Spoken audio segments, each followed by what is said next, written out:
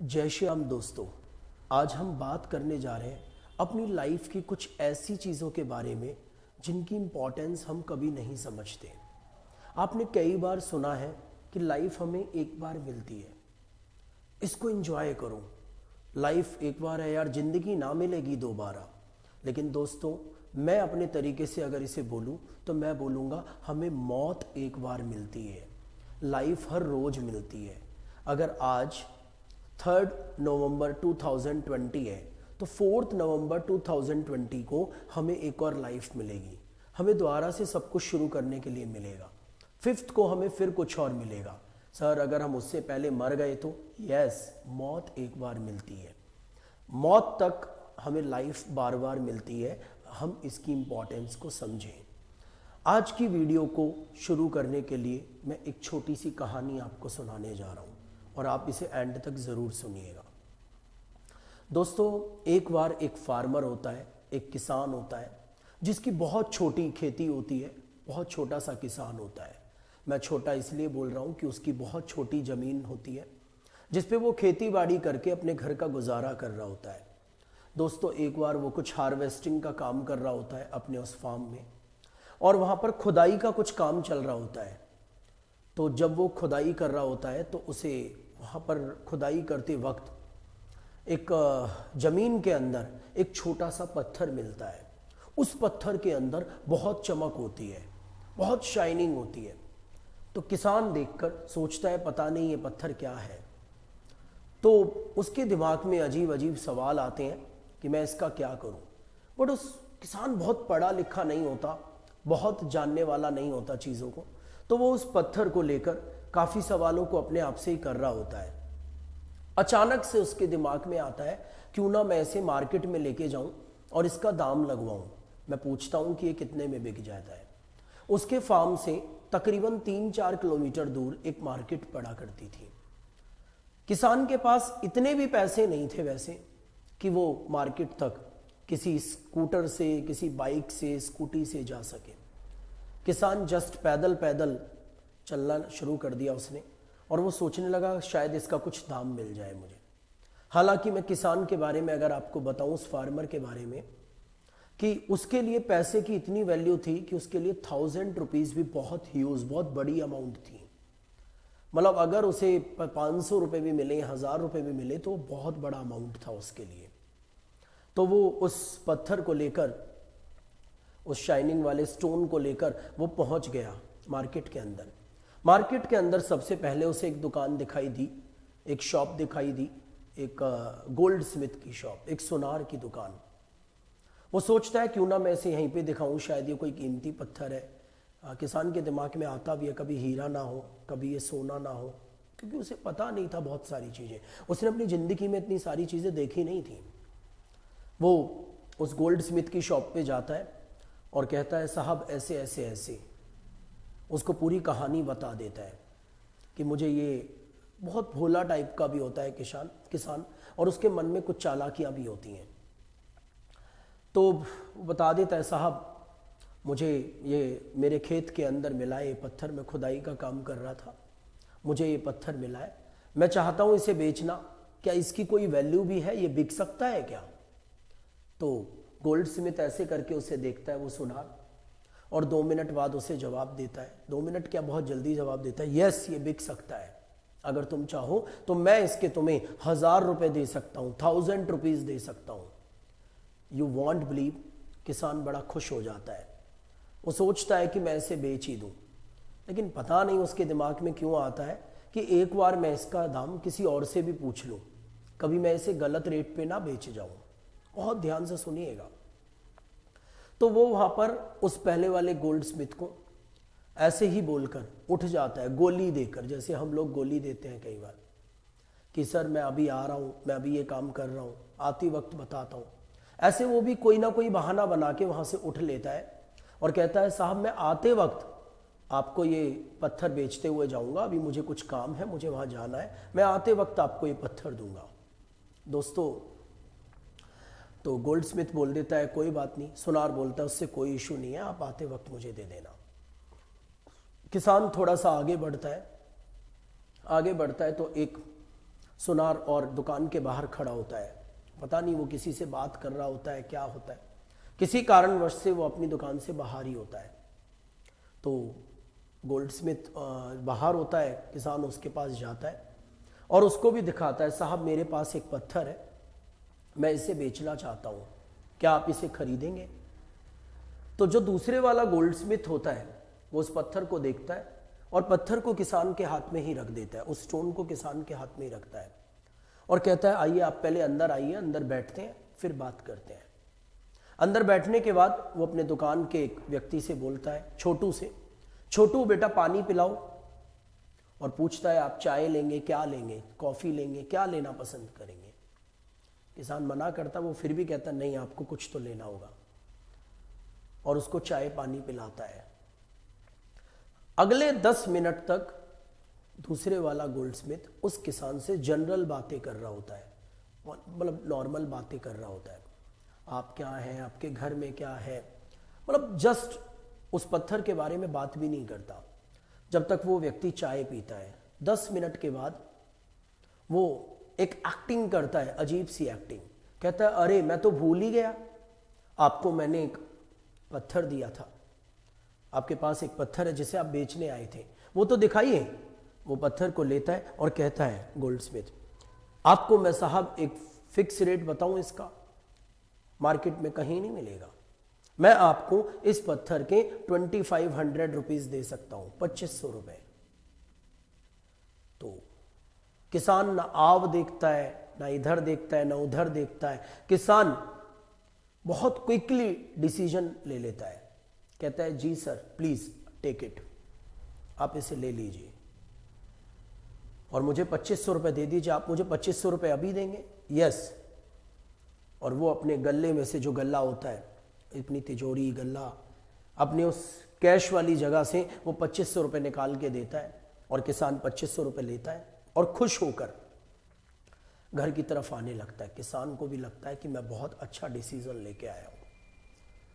किसान जब आ रहा होता है तो पहले वाले गोल्डस्मिथ की शॉप फिर से पड़ती है आते वक्त, और उसके यहाँ शीशे लगे होते हैं, वहाँ से दिख रहा होता है बाहर का भी, वो शीशे में से देखता है, ट्रांसपेरेंट होते हैं और कैमरे भी लगे होते हैं, उसे दिखता है वही वाला व्यक्ति जा रहा है।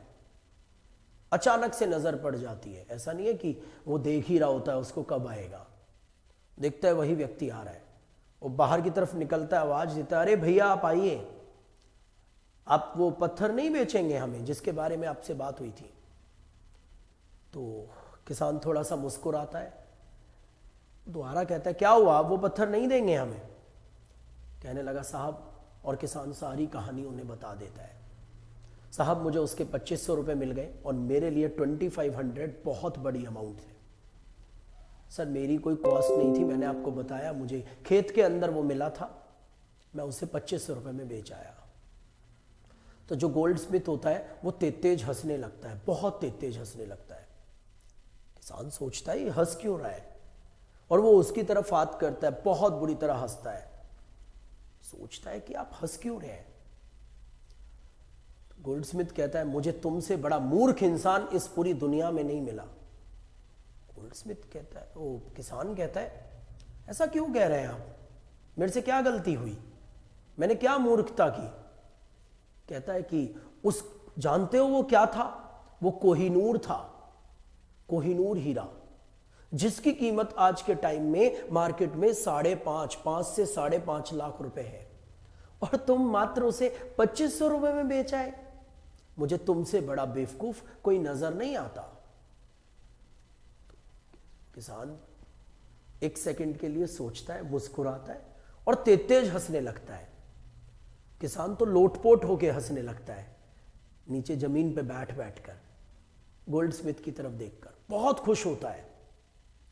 गोल्डस्मिथ कहता है तुम अब क्यों हंस रहे हो? गोल्डस्मिथ को लगता है शायद, उस सुनार को लगता है शायद ये पागल हो गया, इसको सदमा लग गया कि मैंने इतना सस्ता कैसे बेच दिया, तो तुम क्यों हंस रहे हो?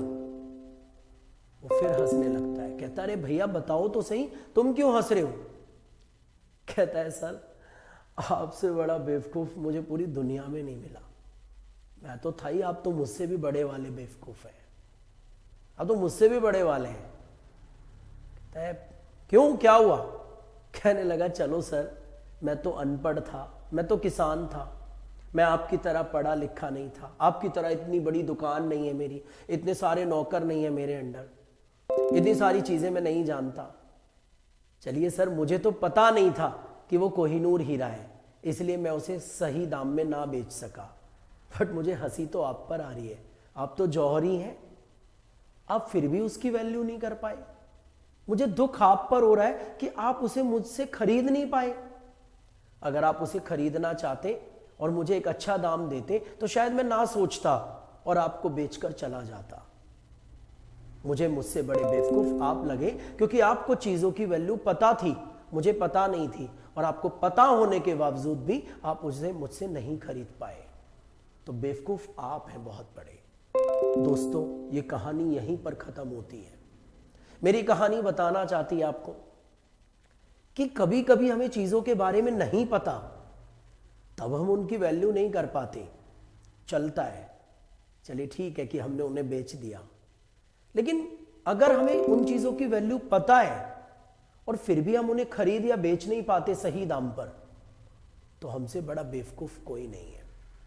हमारी लाइफ में there are so many things which are very important for us, but we don't realize, we always realize this thing later in our life. जब जिंदगी गुजर गई तब जीने का ढंग आया, जब जिंदगी गुजर गई तब जीने का ढंग आया, तब तक शम्मा बुझ चुकी थी जब परवाने पर रंग आया।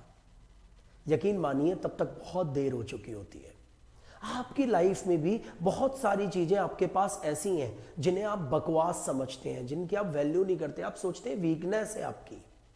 बट बिलीव मी, आप कभी ना कभी उनकी इंपॉर्टेंस करके देखिए, बहुत महंगा कोहिनूर हीरा है वो आपकी लाइफ का।